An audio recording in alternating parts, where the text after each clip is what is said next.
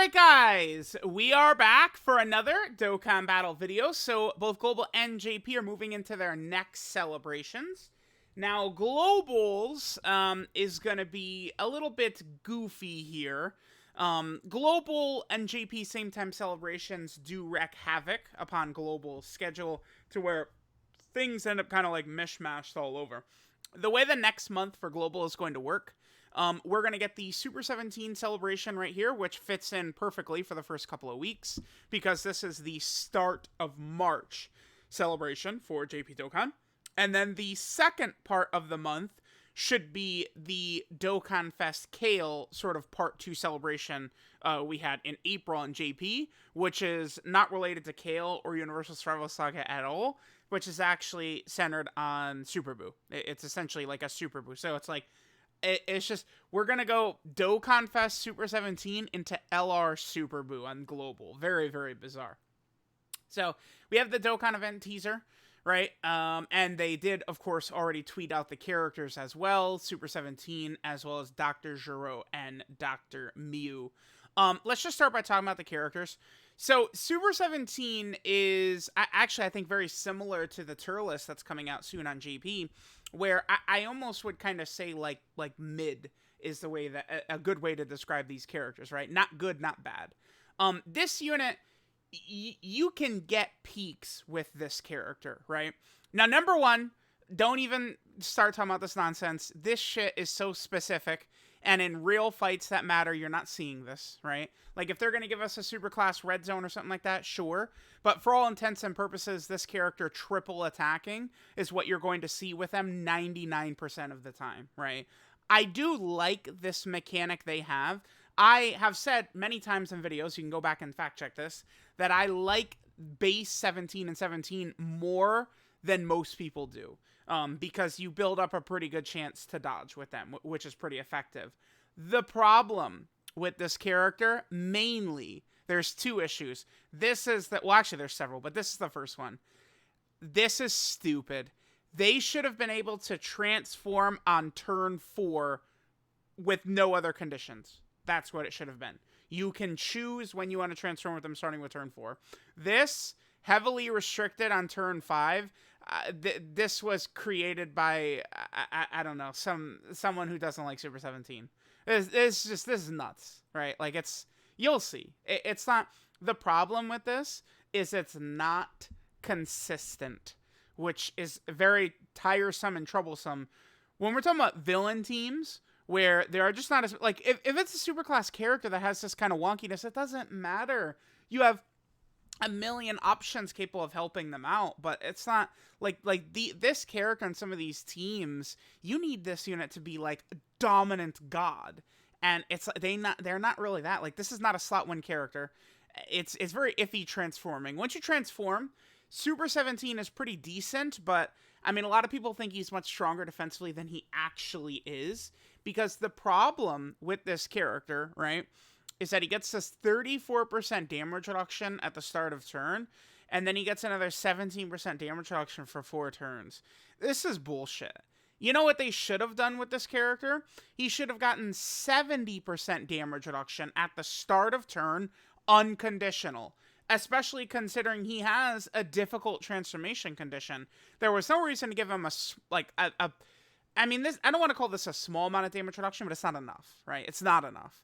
And then this is cool, but it's only for like 2. Yes, you have 2 rotations of this, right? People will cope and talk about how this character is after they super attack, but I mean, I don't want to do this song and dance forever. Like, all these characters can be super strong defensively after they super.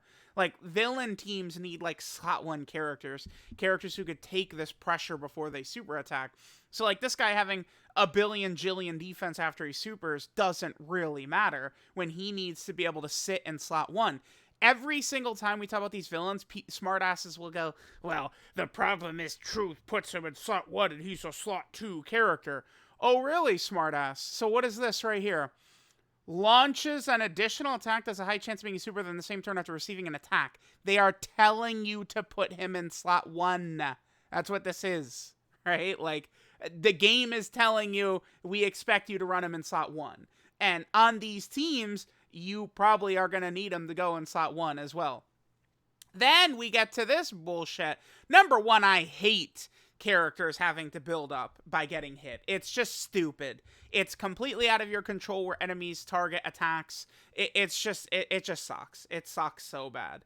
Now, there's a couple exceptions like Orange Piccolo and Gamma 1, in which I typically find like almost zero issues with, but that's because they're characters that are guarding with damage reduction at the start. Like, it's ridiculous, right? Like, they're incomparable to all these other characters that have to get hit, really.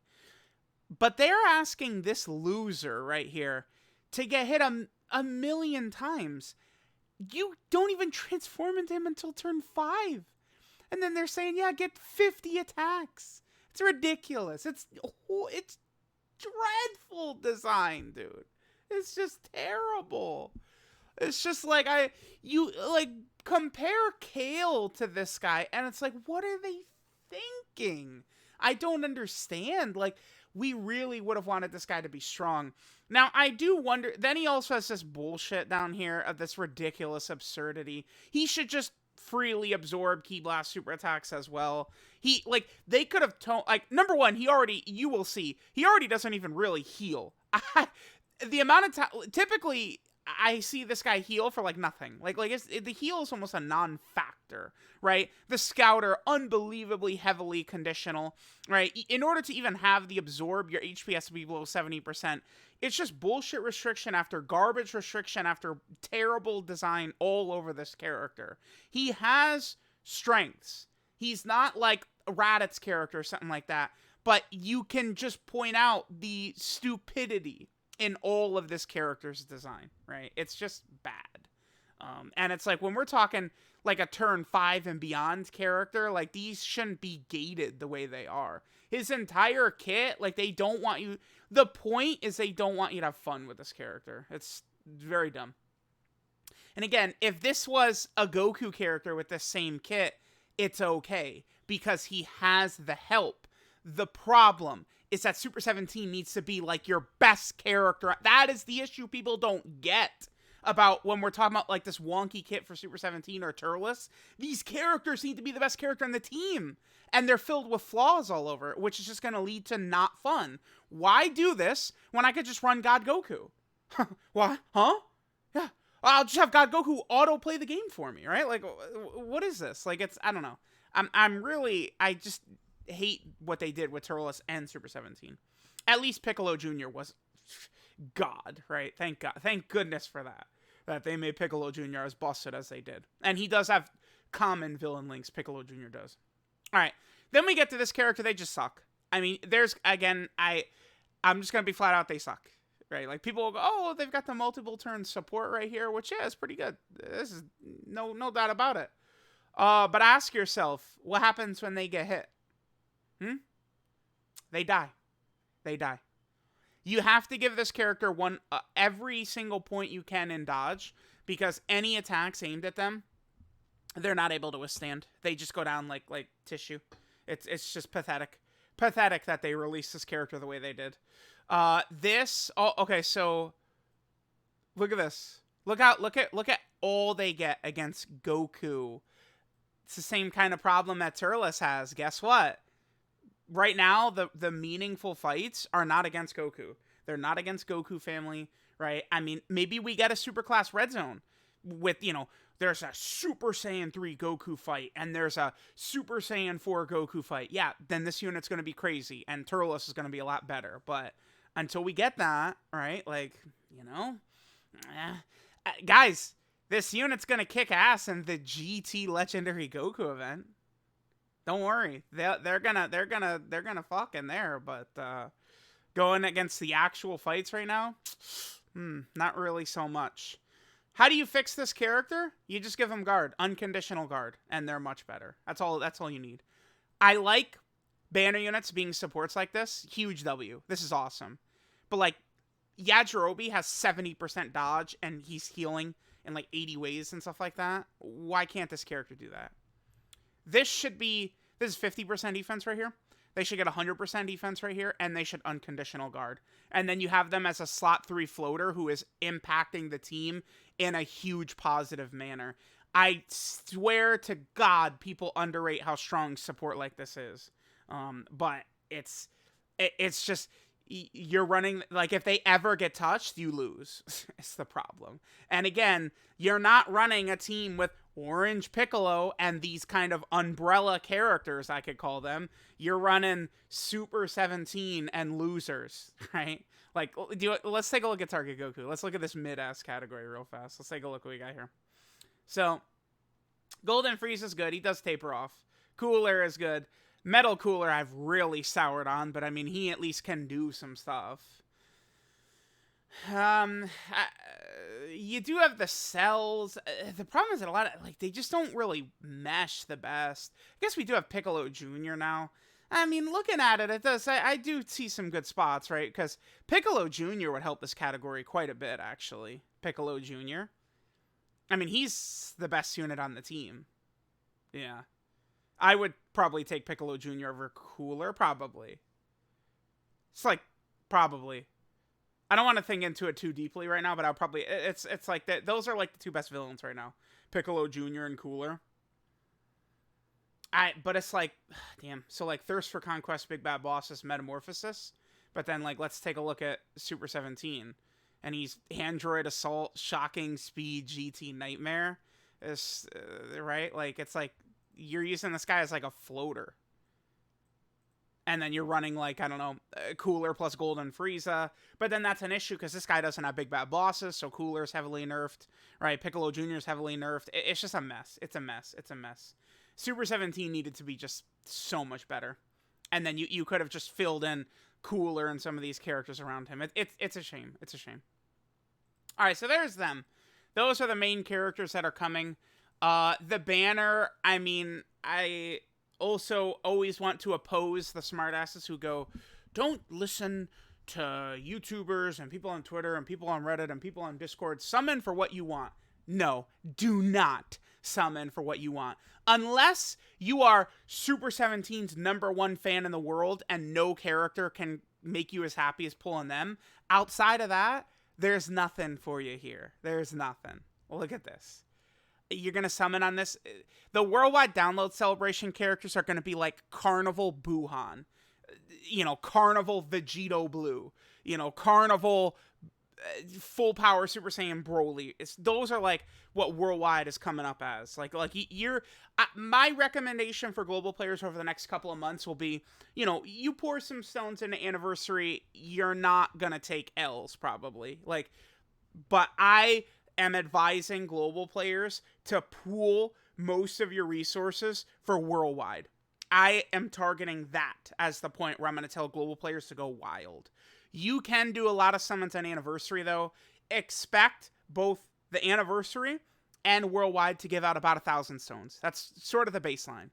If you do a lot of the content, do missions, log in, you're going to get about 1,000 stones. So you could do a bunch of summons on Anniversary and then go for worldwide, but like, I don't know what to tell you guys. Like this, you get Super 17, this character, when they return another banner, right? You're going to pull this character unfeatured during worldwide or something like that. But like these, Pan sucks. This unit is decent for their active skill, right? They could be good for like EZAs and stuff like that.